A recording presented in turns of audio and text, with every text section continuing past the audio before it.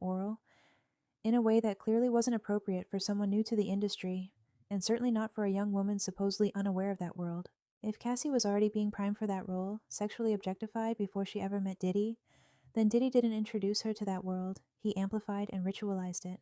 Diddy's reputation has long been surrounded by whispers of wild ritualistic parties and controlled environments where sex, drugs, and manipulation blur the lines of consent.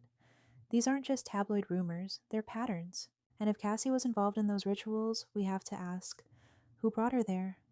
Who conditioned her to accept it? This is where the conversation becomes especially uncomfortable, because the real grooming might not have started with Diddy at all. It may have begun with her early modeling career, with Ryan Leslie, or even closer to home. That kind of grooming sets someone up to accept ritual abuse as normal and to interpret exploitation as intimacy. It's easy to isolate Diddy and paint him as the sole villain, and he should absolutely be held accountable. But if we only focus on him, we miss the broader machinery.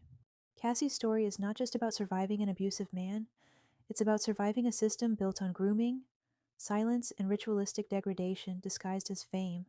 The more I research Cassie's early career, the more remarkable it becomes that she survived the industry at all. She began as a model for Abercrombie and Fitch, a company whose former CEO has faced disturbing allegations similar to those currently surrounding Diddy. Specifically, he was accused of exploiting and abusing young aspiring male models. It's not uncommon for modeling to serve as a facade for more insidious operations, particularly high-end escorting rings that prey on vulnerable youth-chasing fame. Cassie's entry point into the industry appears to have been part of this broader and deeply exploitative system.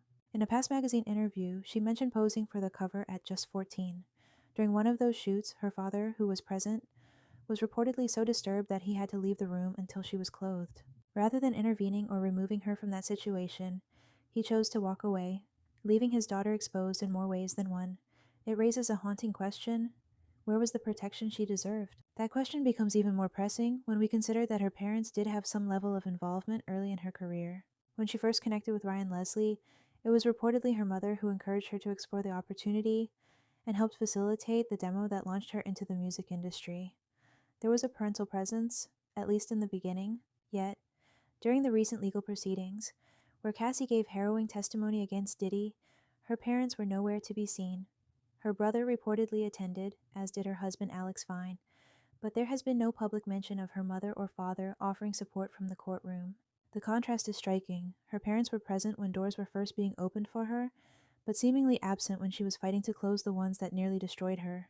It leaves us with a chilling reflection on how fame, family, and exploitation often intertwine in ways that defy understanding. Cassie Ventura and Ryan Leslie